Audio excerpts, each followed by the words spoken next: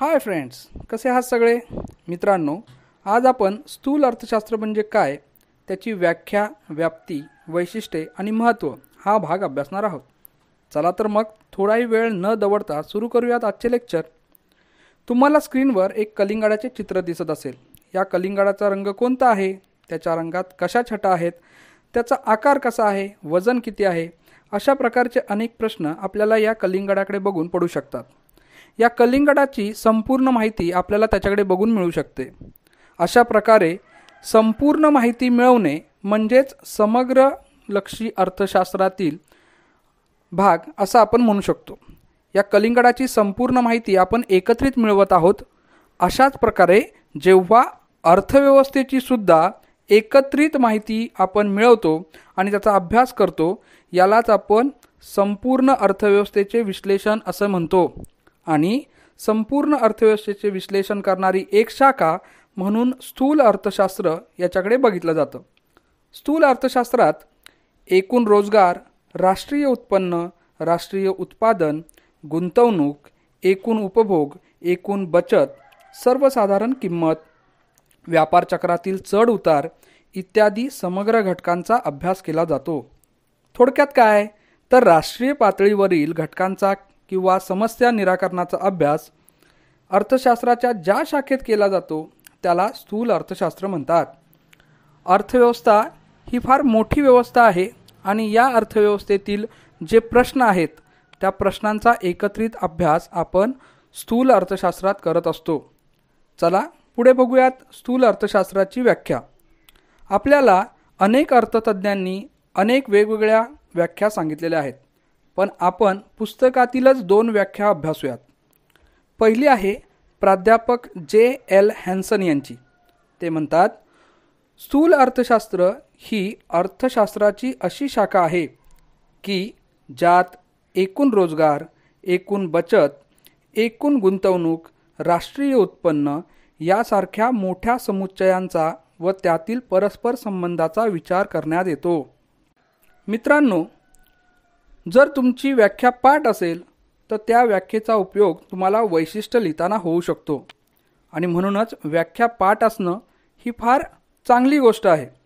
व्याख्या पाठ करण्याच्या काही युक्त्या असतात, जसे की या व्याख्येमध्ये एकूण रोजगार, एकूण बचत, एकूण गुंतवणूक, राष्ट्रीय उत्पन्न यासारख्या मोठ्या समुच्चय म्हणजे मोठ्या मोठ्या घटकांचा एकत्रित अभ्यास केला जातो. हे घटक एकमेकांवर परस्परांवर आधारित आहेत अशा संबंधाचा विचार केलेला आहे. आपण या व्याख्येची व्यवस्थित मांडणी करून ती कायमस्वरूपी लक्षात राहील अशी योजना आखू शकतो, जशी की तुम्हाला आत्ता स्क्रीनवर दिसत आहे. चला पुढची व्याख्या बघूया. दुसरी व्याख्या प्राध्यापक कार्ल शापिरो यांची आहे. ते म्हणतात, स्थूल अर्थशास्त्र अर्थव्यवस्थेच्या संपूर्ण कार्यपद्धतीशी संबंधित आहे. म्हणजेच त्यांना असं म्हणायचं आहे की स्थूल अर्थशास्त्रामध्ये अर्थव्यवस्थेतील संपूर्ण कार्यपद्धती याचा एकत्रित अभ्यास केला जातो. यामध्ये कोणत्याही घटकाचा वेगळा विचार केला जात नाही, तर सर्व घटक एकमेकांवर आधारित आहेत आणि म्हणून त्यांचा अभ्याससुद्धा एकमेकांवर आधारित असल्याप्रमाणे एकत्रित केला पाहिजे असं त्यांचं मत आहे. पुढचा मुद्दा आहे स्थूल अर्थशास्त्राची व्याप्ती. स्क्रीनवरील तक्ता आपल्याला स्थूल अर्थशास्त्राची व्याप्ती दर्शवतो. यातील पहिला मुद्दा आहे उत्पन्न व रोजगार सिद्धांत. स्थूल अर्थशास्त्रात राष्ट्रीय उत्पन्नाची व रोजगाराची पातळी कशी ठरते आणि या घटकांमध्ये कोणत्या कारणांमुळे व कसा बदल घडून येतो याचे विवेचन केले जाते. म्हणून स्थूल अर्थशास्त्राला उत्पन्न व रोजगार सिद्धांत असेही म्हणतात.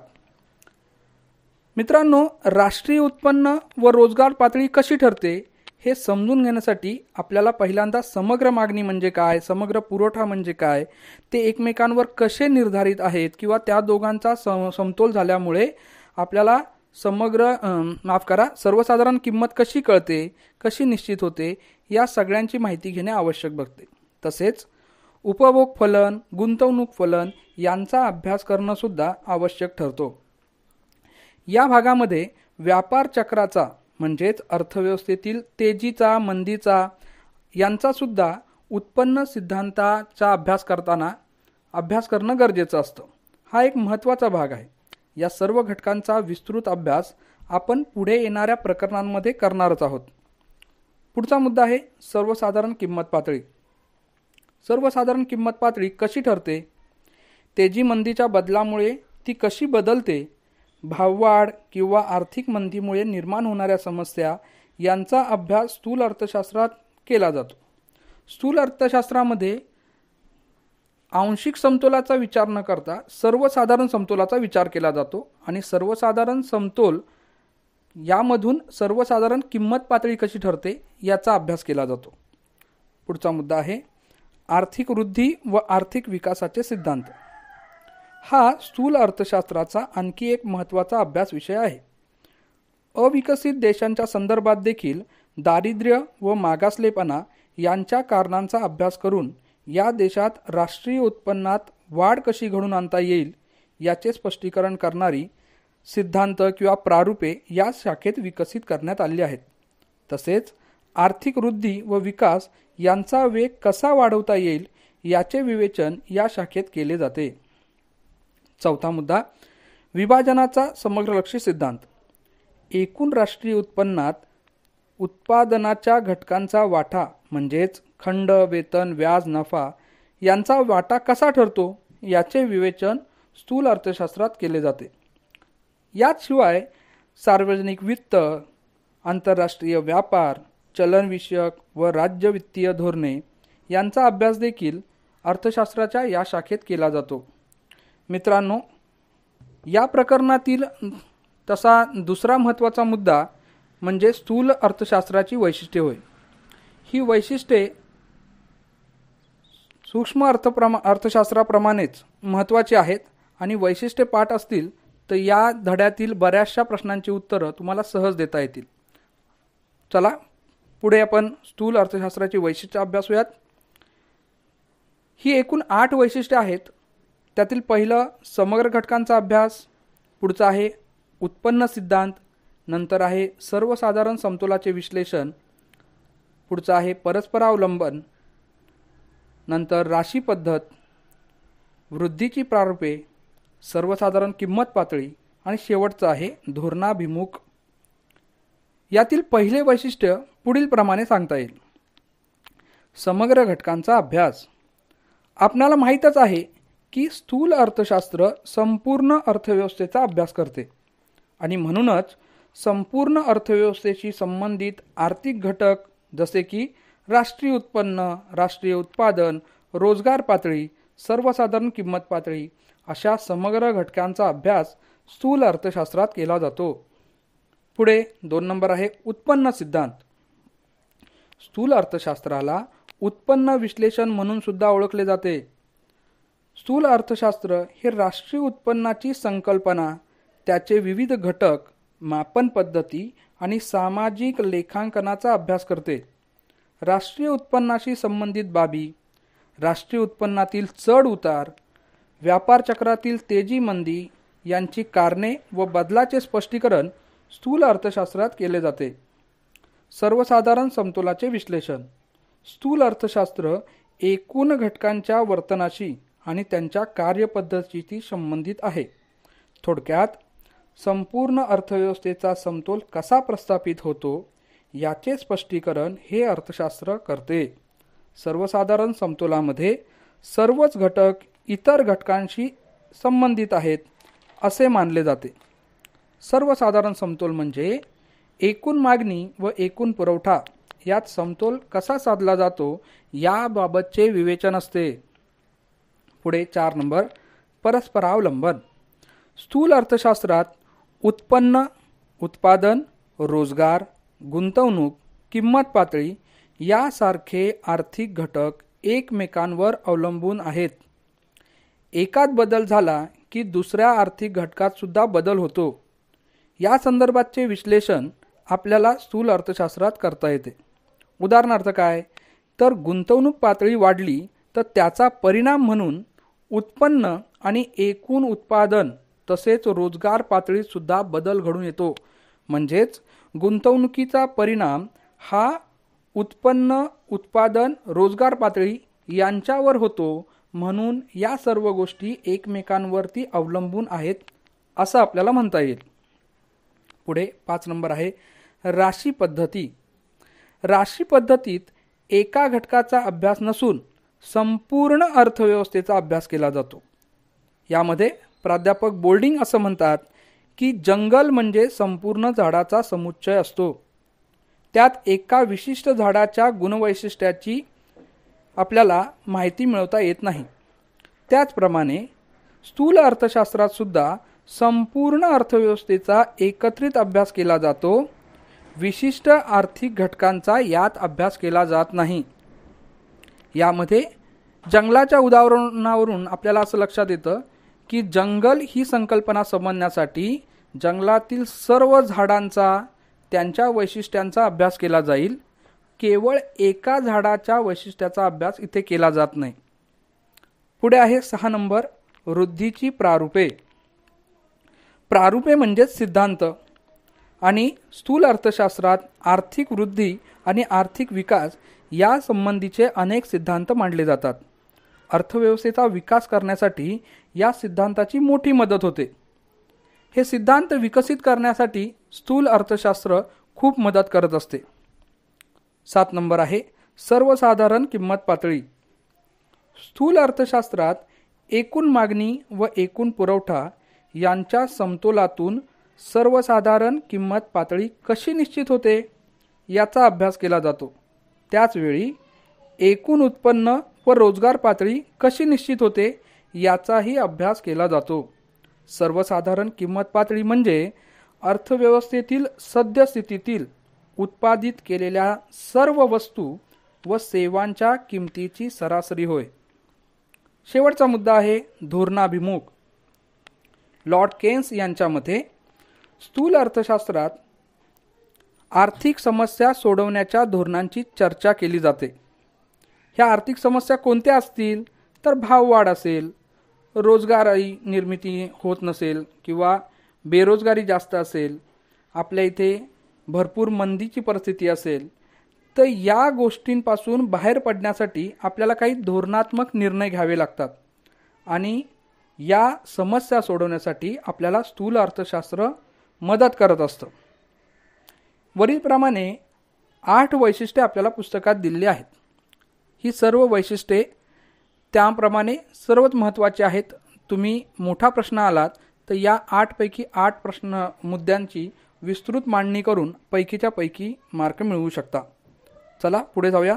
स्थूल अर्थशास्त्राचे महत्त्व.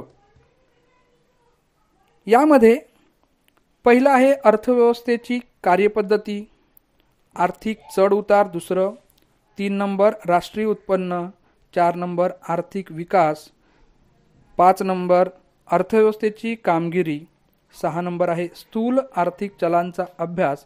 आणि शेवटचा 7 नंबर आहे सामान्य रोजगार पातळी. पहिला मुद्दा अर्थव्यवस्थेची कार्यपद्धती. अर्थव्यवस्थेची कार्यपद्धती ही व्यापक व गुंतागुंतीची संकल्पना आहे. त्यात अनेक घटक एकमेकांवर आधारित असतात. एका घटकातील बदलामुळे दुसऱ्या घटकात सुद्धा बदल होतो. जसे की उत्पन्न वाढल्यास बचत आणि गुंतवणूक पातळी यात सुद्धा बदल होईल. अशा वेळी अर्थव्यवस्थेची कार्यपद्धती समजून घेण्यासाठी स्थूल अर्थशास्त्र मदत करत असतं. 2 नंबर आहे आर्थिक चढ उतार. उत्पन्नातील चढ उतार, उत्पादन व रोजगारातील चढ उतार, त्यांची कारणं, परिणाम, त्यावरील उपाय समजण्यासाठी स्थूल अर्थशास्त्र मदत करत असतं. 3 नंबर राष्ट्रीय उत्पन्न. राष्ट्रीय उत्पन्न ही अतिशय महत्त्वाची संकल्पना आहे. 2 देशातील प्रगतीची तुलना करण्यासाठी, 2 देशात काय बदल झाले आहेत याचा अभ्यास करण्यासाठी आपण राष्ट्रीय उत्पन्न हे मापदंड वापरत असतो. राष्ट्रीय उत्पन्नात सुद्धा अनेक विविध संकल्पना आहेत. घटक खर्चानुसार राष्ट्रीय उत्पन्न, खर्च पद्धतीनुसार राष्ट्रीय उत्पन्न, उत्पन्न पद्धतीनुसार राष्ट्रीय उत्पन्न, अशा वेगवेगळ्या पद्धतीने आपण राष्ट्रीय उत्पन्न मोजू शकतो. आणि याचे मोजमाप करण्यासाठी आपल्याला स्थूल अर्थशास्त्र मदत करत असतं. पुढे 4 नंबर आहे आर्थिक विकास. कोणत्याही देशाला आर्थिक विकास साध्य करणं हे सर्वात महत्त्वाचं उद्दिष्ट असतं. विकसनशील देशामध्ये आर्थिक विषमता, दारिद्र्य, बेरोजगारी, निकृष्ट राहणीमान अशा विविध समस्या असतात. स्थूल अर्थशास्त्रात विकसनशील देशांची आर्थिक परिस्थिती सुधारण्यासाठी अनेक सिद्धांत मांडले जातात. या सिद्धांताचा वापर करून कोणताही विकसनशील देश आपला आर्थिक विकास साध्य करण्यास प्रयत्न करू शकतो. म्हणजेच स्थूल अर्थशास्त्राचा वापर करून आर्थिक विकास साध्य करणे हे कोणत्याही अर्थव्यवस्थेला मदतच करू शकतं किंवा त्याच्यामध्ये भर पाडू शकतो. 5 नंबर आहे अर्थव्यवस्थेची कामगिरी. राष्ट्रीय उत्पन्नाचे मापन करून आपण अर्थव्यवस्थेची कामगिरी अभ्यासू शकतो. एका वर्षात तयार झालेल्या वस्तू व सेवा यांची तुलना दुसऱ्या एखाद्या वर्षात तयार झालेल्या वस्तू व सेवा यांच्याशी करून अर्थव्यवस्थेची प्रगती अभ्यासता येते. म्हणजेच चालू वर्षातील राष्ट्रीय उत्पन्न आणि मागील वर्षातील राष्ट्रीय उत्पन्न या दोघांची तुलना करून त्यामध्ये वाढ झाली आहे का घट झाली आहे याच्यावरून अर्थव्यवस्थेची प्रगती झाली आहे का अर्थव्यवस्थेची दुर्गती झाली आहे याचा अभ्यास आपल्याला करता येतो. पुढे आहे 6 नंबर स्थूल आर्थिक चलांचा अभ्यास. अर्थव्यवस्थेचे कार्य समजून घेण्यासाठी स्थूल आर्थिक चले म्हणजेच एकत्रित चले, उदाहरणार्थ एकूण उत्पन्न, एकूण उत्पादन, एकूण रोजगार अशा स्थूल आर्थिक चलांचा अभ्यास स्थूल अर्थशास्त्रात केला जातो. 7वा शेवटचा मुद्दा सामान्य रोजगार पातळी. स्थूल अर्थशास्त्र रोजगाराची सर्वसाधारण पातळी आणि उत्पादनाचे विश्लेषण करण्यास मदत करते. कोणत्याही देशामध्ये रोजगाराच्या पातळीवरून तेथील उत्पादन आणि उत्पन्न यांचा अभ्यास केला जाऊ शकतो. ही रोजगाराची पातळी स्थूल अर्थशास्त्रात अभ्यासासाठी आहे. अशा पद्धतीने आपण स्थूल अर्थशास्त्र हा भाग पूर्ण केलेला आहे. मित्रांनो, स्थूल अर्थशास्त्र हा सोपा पण परीक्षेच्या दृष्टीने महत्त्वाचा भाग आहे. सूक्ष्म अर्थशास्त्र व स्थूल अर्थशास्त्र यातील फरक स्पष्ट करा किंवा यांची तुलना करा अशा वेगवेगळ्या पद्धतीचे प्रश्न आपल्याला परीक्षेत विचारले जाऊ शकतात. तरी या दोन्ही अर्थशास्त्राचा व्यवस्थित अभ्यास केला असेल, त्यांच्या व्याख्या पाठ असतील, वैशिष्ट्यांचे सर्व मुद्दे येत असतील तर तुम्ही नक्कीच या दोन्ही अर्थशास्त्रातील तुलनासुद्धा सहज करू शकता. त्यातील फरकसुद्धा तुम्ही सहज लिहू शकता. आणि म्हणूनच या स्थूल अर्थशास्त्र आणि सूक्ष्म अर्थशास्त्र या दोघींच्याही व्याख्या आणि वैशिष्ट्ये हा मुद्दा तुम्ही खूप काळजीपूर्वक अभ्यासा, तो लक्षात ठेवा, पाठ करा, जेणेकरून या प्रश्नांवरती म्हणजे या मुद्द्यांवरती कोणताही प्रश्न आला तर तो तुम्हाला सहज लिहिता येईल. चला, तुम्हाला हा भाग कसा वाटला ते मला नक्की सांगा. स्वतःची काळजी घ्या. Okay, bye bye.